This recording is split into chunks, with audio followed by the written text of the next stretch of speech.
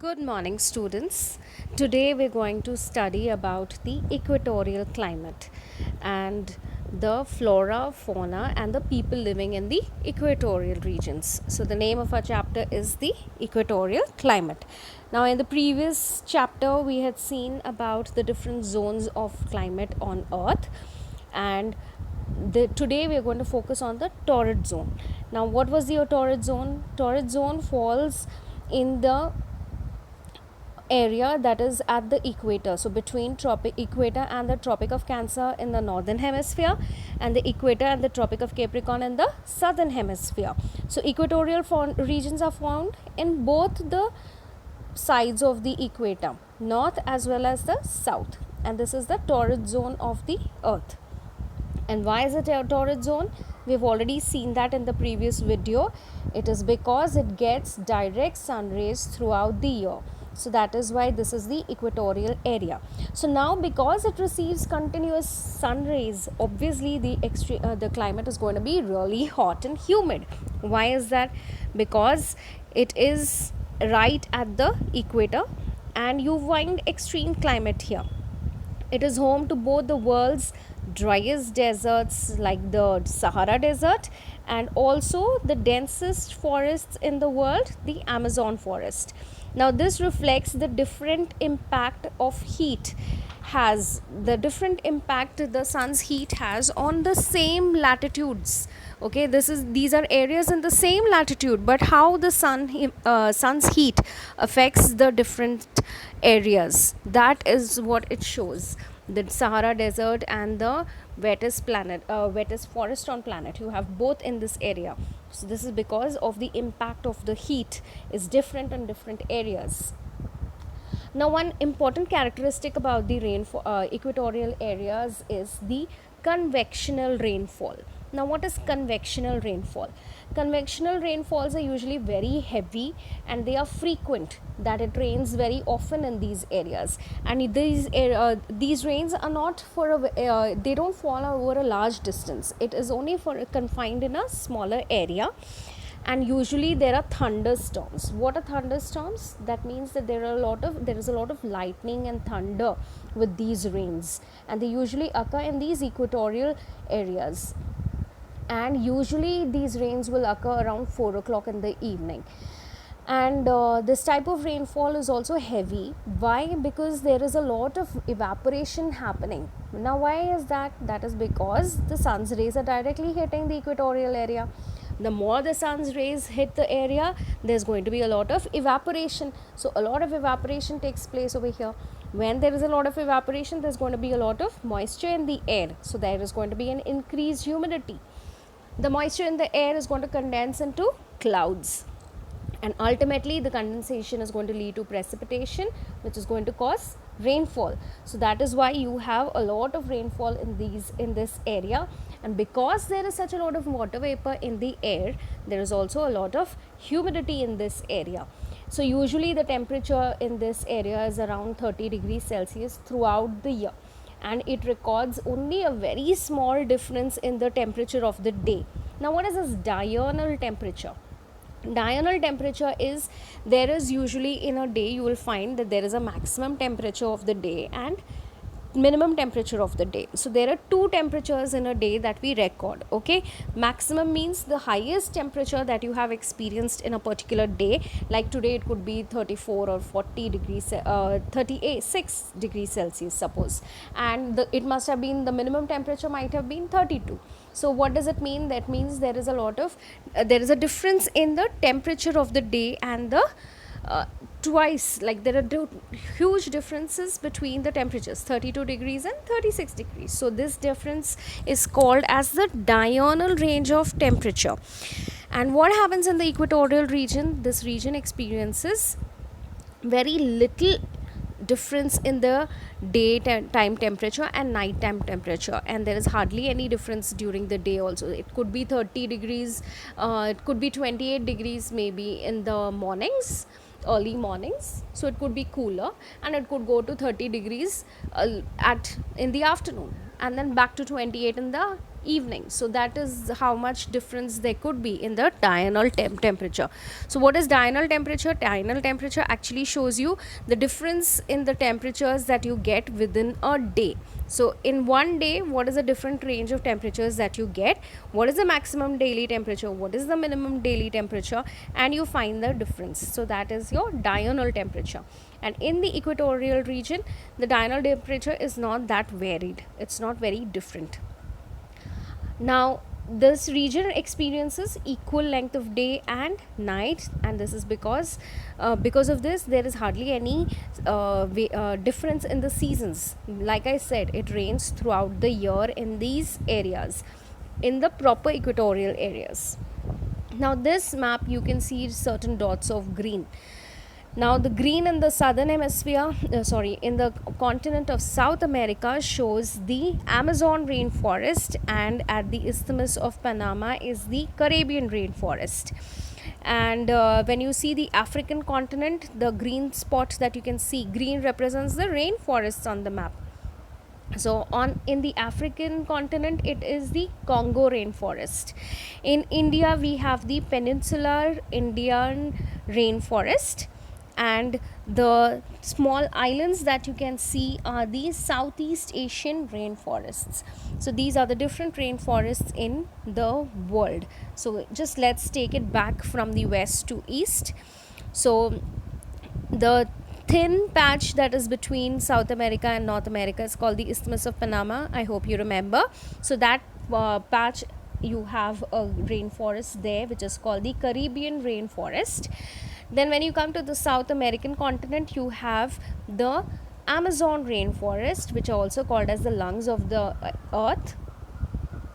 When you come to Africa, we have the Congo rainforest there.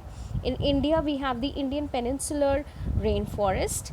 Then we have the Southeast Asian rainforest, which are all those islands. So this includes Liberia, Uganda, Kenya, Republic of Congo, and the Democratic Republic of Congo in Africa. In Asia, it spreads over Malaysia, Maldives, Indonesia, and Philippines. In India, I've already told you, it is the peninsular region and the Andaman and Nicobar Islands. So all these are the various rainforests in the world. Now, what about how does this climate affect the flora? What is a flora? Flora is the natural vegetation that is there in the area. So what is the natural vegetation that we find in the Amazon rainforest?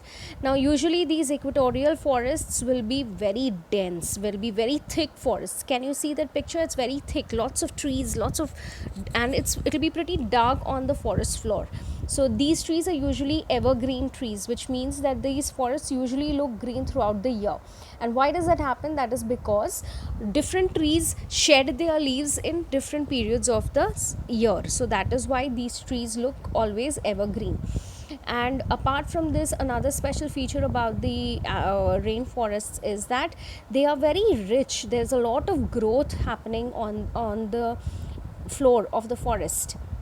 And because these trees are so thick and so huge, very little sunlight ultimately reaches the ground. So the floor of the forest, this is on the ground of the forest. You will find that there are a lot of plants and lots of small plants and bushes that are growing on the floor of the forest. And the sunlight is very difficult to reach the ground because there are so many trees in between. So that is why the sun comes very filtered to the floor of the forest. Now, this is called the 4-tier layer of vegetation. What is it called? The equatorial forests have a vegetation which is called the 4-tier layer of vegetation. What does the word tier mean? Tier means layers. So there are 4 basic layers of the rainforest. What does that mean?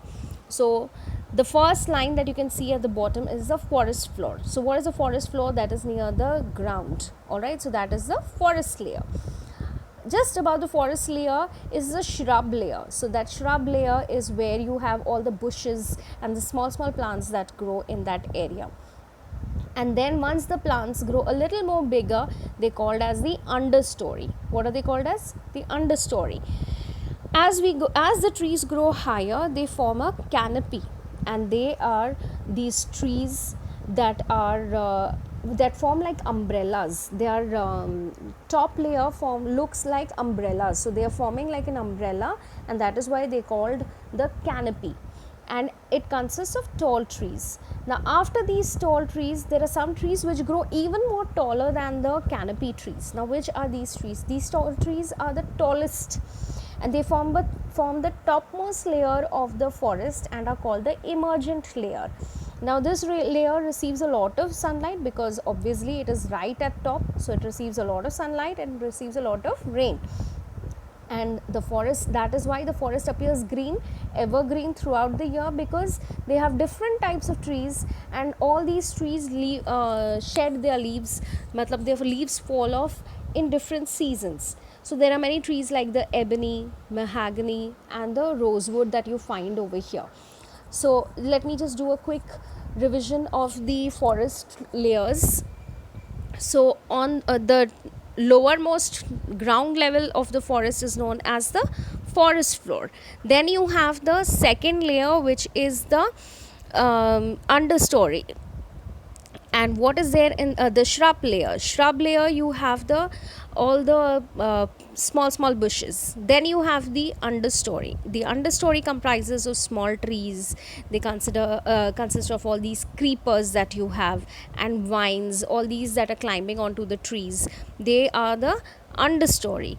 And then you have the canopy layer is those trees which form a lot of like an umbrella, they spread out, and that is why they're canopy trees. And right on top, as they emerge out of the forest, is the emergent layer.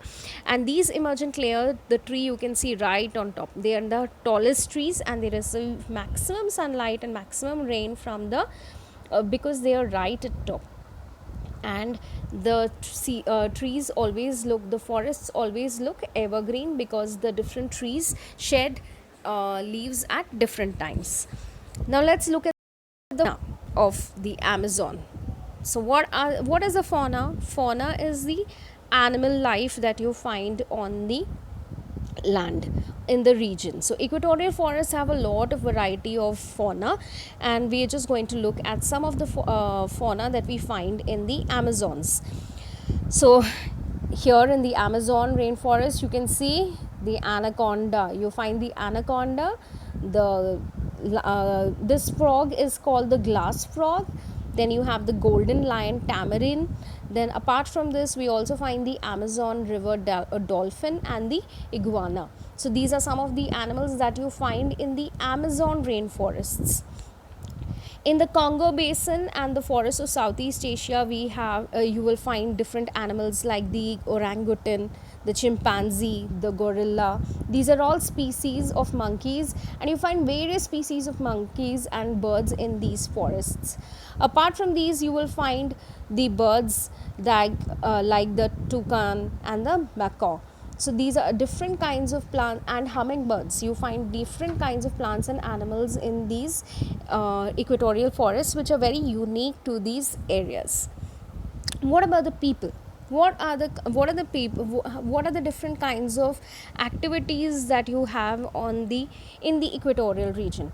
Now, because these forests are so thick and have many exotic animals and very dangerous species of animals that you find, it is difficult for many humans to stay there. So basically you find that these forests are inhabited by natives or by tribal people of those areas. So in the Amazon basin, you have the natives of the Amazon basin. Then you have the pygmies of the Congo basin. Why are they pygmies? They're called pygmies because they're short, very short people, and so they are known as the pygmies. Apart from that, even in the Andaman and Nicobar Islands, we have called a tribe called the Jaravas, the Semongs of Malaysia, and apart from this, you have the Kubus of Sumatra and the Dayaks of Borneo. So these are different tribes of natives that you find in these forests. Now, how do these forest people live? How do they survive? So they basically live still a very nomadic life. They don't live in a permanent place. They keep changing their location from time to time. They're wanderers. And they also practice subsistence farming or shifting cultivation. What does that mean? That means that in subsistence farming, they cultivate about just enough for themselves and for their families to eat. And once they have finished using up the resources of that area, they clear up that place, they move to another location of the forest, clear up some forest area for themselves, for their homes, and then they cultivate whatever can be grown in that area. And again, once that soil has lost its fertility, they shift from that place and move to another region of the forest, and that is why it is called as the livestock, it's called as the subsistence farming or the shifting cultivation. Apart from this, they also survive on fishing and hunting. So they very often have some fishing, they go and have fish sometimes, and apart from that they also have some small animals that they try to take along with them, that can help them with their food. Now, apart from this, these forests usually have rivers which are running through it, and that is why they also survive on fishing. So fishing is also one of their sources of livelihood. Now, the Amazon rainforests are also rich in copper and precious stones. And Amazon rainforests, you will find natural gas and petroleum, and these are usually mined from the Amazon rainforests. And copper and precious stones are mined in the Congo basin. So these are some of the sources of livelihood for these people of the Amazons. That brings us to an end of the chapter. We have learnt over here that equatorial regions are found on both sides of the equator, and it falls in the torrid heat zone of the earth and experiences hot and wet climate. We also saw that the forests are found in the American Amazon basin, Congo basin, the Caribbean islands, and the forests of Southeast Asia. So that is how far you find them. We also learned that the forests are very dense, and there are a huge species of animal and wildlife that we can find over there, plants, animals and birds, huge variety that is found and unique to these rainforests. Apart from that, we also saw that the tribals inhabit these forests and they lead a nomadic life. What does nomadic life mean? It means that they do not live in a particular region forever permanently. They keep moving from place to place depending on how much resources are available in that area, and they live by hunting and fishing and farming of permanent sort. No, they have subsistence or shifting cultivation. So in that they just farm in a small area, only how much they need is used, and once that area loses its fertility, they shift to another area of the forest. So this helps the nature to get some rest and get back to its original fertility. So once they come back, they can again start using it for farming. So this is the end of the chapter. This is the equatorial region. Please go through the video again, learn the diagram of the emergent the layers of the forest. Please remember that it is a 4-tier layer of forest, and it is very particular to the rainforests, and it is only particular to the equatorial region. So these are some of the things which you need to know. Make a note of it and draw the diagram. We'll stop here for today. Go through it once again. In case of any doubts, please feel free to drop me a message. Thank you.